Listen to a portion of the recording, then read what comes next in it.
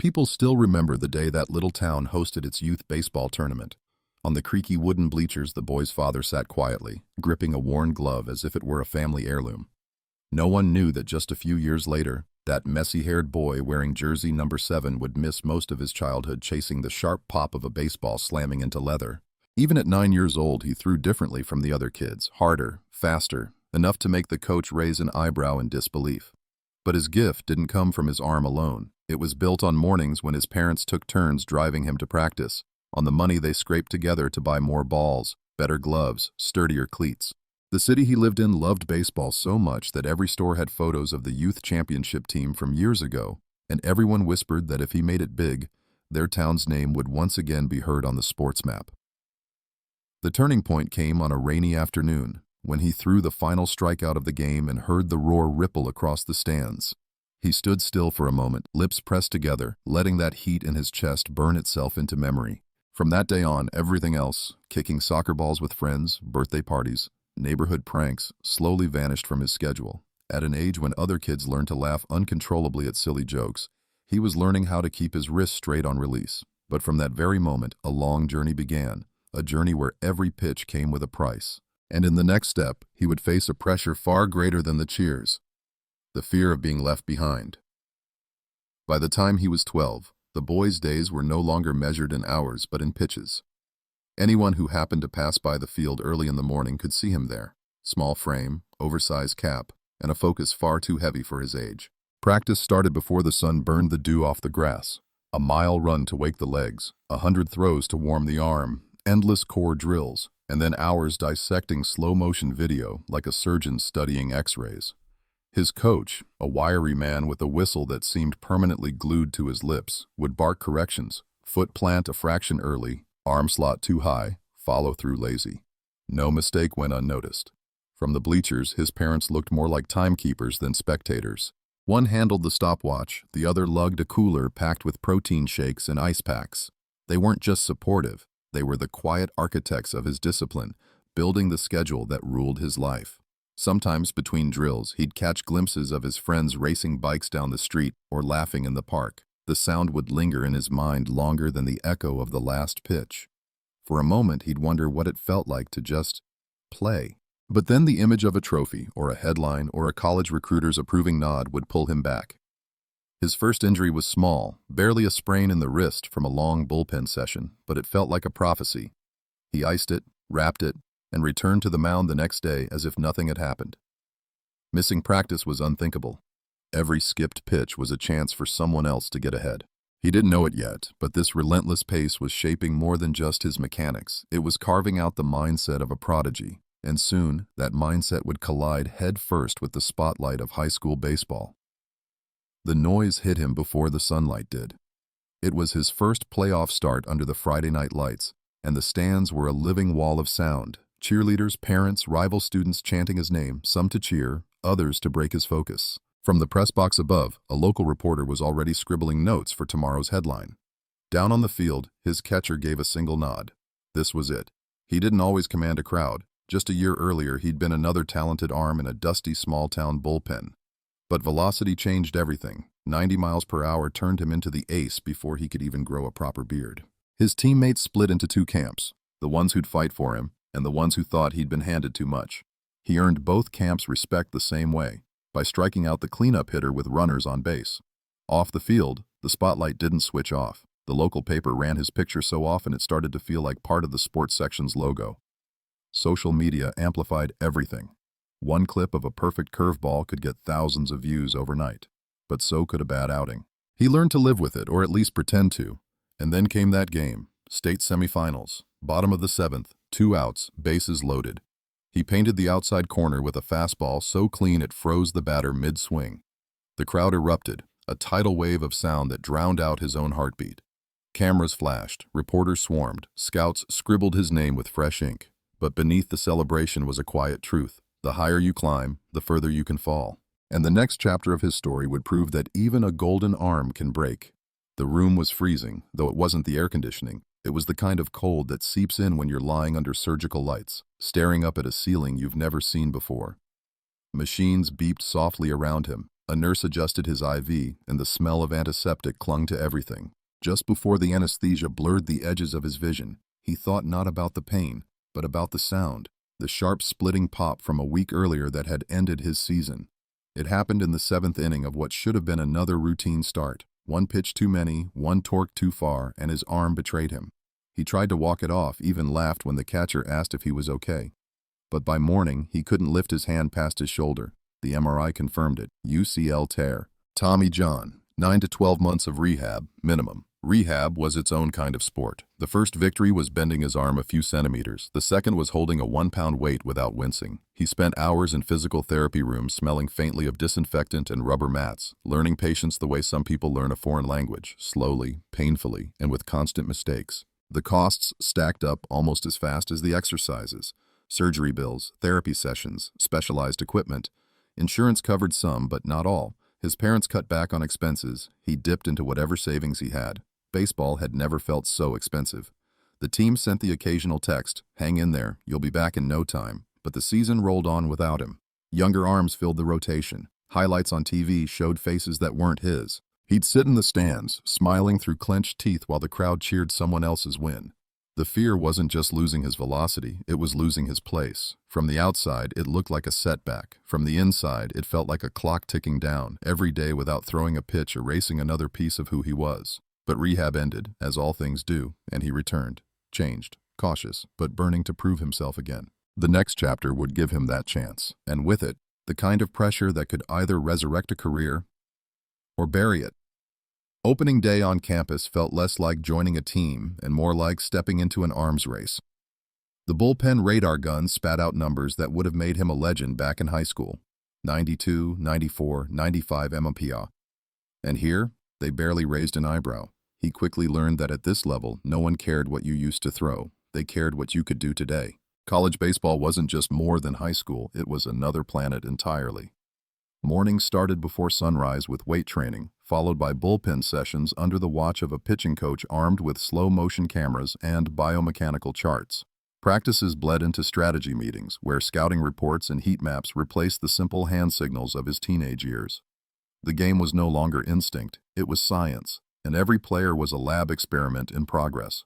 The locker room carried its own ecosystem. Seniors controlled the music, the tempo, and sometimes the air itself. Some teammates offered genuine guidance, teaching him how to survive a season's grind. Others viewed him as competition, eyeing his roster spot like prey.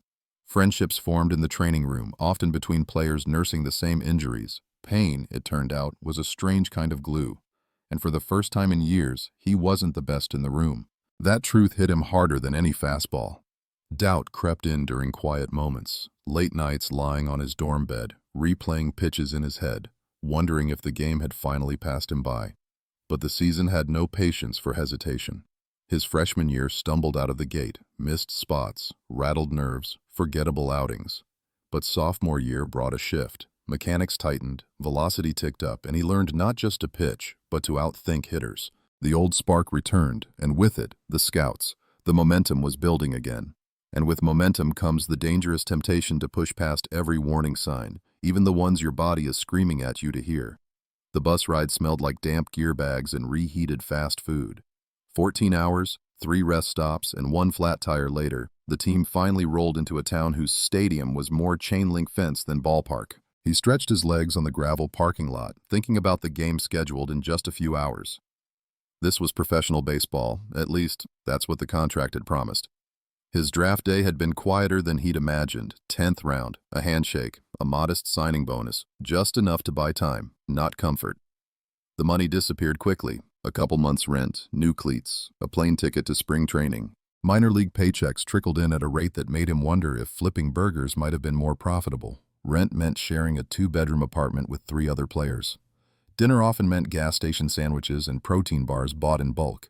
There were stories in every locker. One roommate could hit 95 MPR but had a fast food diet and a habit of sleeping through alarms. He was cut before mid-season. Another, a Cuban infielder with a laugh louder than the dugout speakers, shared his last protein shake when they both went broke. The friendships were real, but so were the disappearances. In the minors, you didn't quit. You just didn't show up one day. The loneliness was the part no one warned him about. New towns every month, small crowds that barely filled the bleachers, nights staring at a motel ceiling wondering if anyone back home still believed in him. To cope, he'd blast music through battered headphones, write short notes in a beat-up notebook, and call his parents after every game, win or lose. Still, the grind had its own strange rhythm. You never knew when the phone might ring, when a sudden injury or trade might crack the door open to something bigger. And one day, that call came. Not to cut him, but to move him up. The majors were next. The dream was closer than it had ever been. But so was the drop if he fell. The call came while he was halfway through a plate of cold diner pancakes on a rainy Tuesday morning. His manager didn't bother with small talk, just 6 words that cut through the static of the phone line. "Pack your bags, you're going up." For a second, he thought it was a prank. Then the weight of those words hit, and the fork froze halfway to his mouth. 2 days later, he stepped through the players' entrance of a major league stadium for the first time. The air smelled of freshly cut grass and grilled hot dogs, the kind of scent that clings to childhood memories. Towering lights cast a glow over a sea of empty seats, each one waiting for a body, a voice, a cheer. In the clubhouse, his jersey was already hanging in a locker, name stitched in clean white thread, as if it had always been there. Everything was bigger. The dugout felt like a command center, the bullpen like a luxury lounge compared to the cinderblock rooms of the minors. Hotel beds were soft, meals were catered, and batting practice came with TV cameras rolling. But so did the pressure. A handful of bad pitches in the minors could be forgotten by next week. Here, they could be immortalized in gifs before you left the mound. His debut night, the stadium pulsed with more people than he'd ever seen in one place. Somewhere in the stands, his parents sat shoulder to shoulder, holding their breath. Friends from back home texted photos of watch parties, screens frozen on his windup. He jogged to the mound, knees betraying his calm facade, heart hammering in rhythm with the crowd's roar. The first pitch sailed high, ball 1, but he made it through the inning unscathed. By the end of the night, he had a stat line worth keeping, a game ball in his locker, and a photo with his catcher that would rack up thousands of likes. But even in that moment, under the glow of victory, a shadow lingered. This wasn't the finish line. In the majors, you weren't just trying to make it, you were fighting every day to stay. And the next chapter would test just how long he could hold his ground. The headline hit before the game even ended. Is he washed? It was splashed across a sports blog with his photo mid-delivery, face twisted in a grimace. The loss had been ugly, 3 runs in the 8th, the kind that makes fans close their tabs early, and social media wasted no time turning him into a punchline. One viral tweet read, "Fastball's dead, so is the hype." It racked up thousands of likes in hours. He had learned to avoid scrolling after bad outings, but curiosity was its own kind of poison. He'd mute his name, shut down comments, even delete apps for a week, only to reinstall them after a good game. That was the paradox. He loved the roar of the crowd, but dreaded the days it turned into boos. He craved the adrenaline of the mound, yet feared the next pitch might be the one that proved the critics right. Conversations with his manager had taken on a different tone. In high school, they were pep talks. Now, they were tactical assessments. "We might shift you to middle relief for a while. Let's get you some bullpen sessions to clean up your mechanics." The words sounded professional, but he knew what they meant. His leash was getting shorter.